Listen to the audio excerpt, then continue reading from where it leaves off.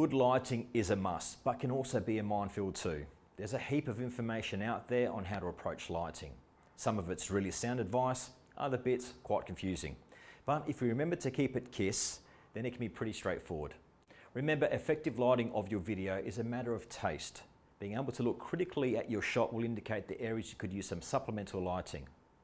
Now, with a little experimentation and muscle memory, this entire process will become quicker and more comfortable with time. Many will consider using natural lighting, but if you have a good set of lights, we think it's best to avoid natural light due to its volatile nature.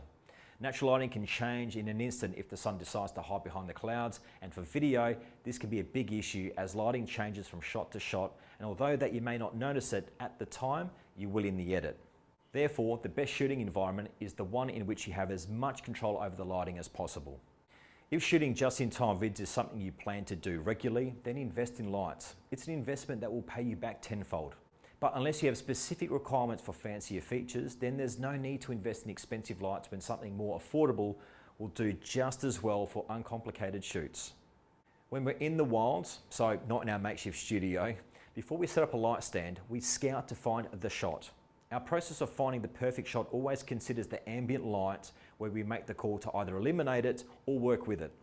For example, if you're shooting in front of a window, you're going to need a fill light. Otherwise, you're just going to see the silhouette of the individual and nothing else. Now, alternatively, we sometimes attempt to go with the flow of the natural ambient light, with the talent facing the primary source of that light. So in this case, a light from a window. But almost always, we actually bolster it by our own artificial lights. Now, in this section, we provide several tips and key points to consider when it comes to lighting. But allow me to detail a couple of those for you right now. Now, let me talk to you what's going on behind here, particularly with our lights, of course. Firstly, larger the light source, the softer the light, and the softer the light, the more flattering the result. Therefore, a softbox lighting rig is best to purchase, or a decent LED lighting kit. Now, we have both. The softbox is more of a permanent fixture within our studio, and the LEDs are great for travel, and also they've got the functionality of both cool and warm color temperatures.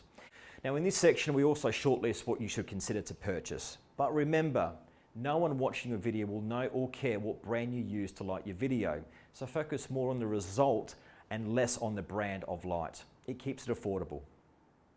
So how should you light? Well, again, there's many different approaches and views here, but as you know, we like to keep it simple. Now, we recommend using flat lighting that eliminates shadows on the face for business videos, as dramatic lighting with harsh shadows tells a far different story than flat lighting. We do this by setting up lights at a 45-degree angle. Here's your example right here, because this achieves the flat light that we want and also reduces the shadow on the rear. Be sure to check out the other tips and key points in this section for good direction on lighting for your just-in-time vid.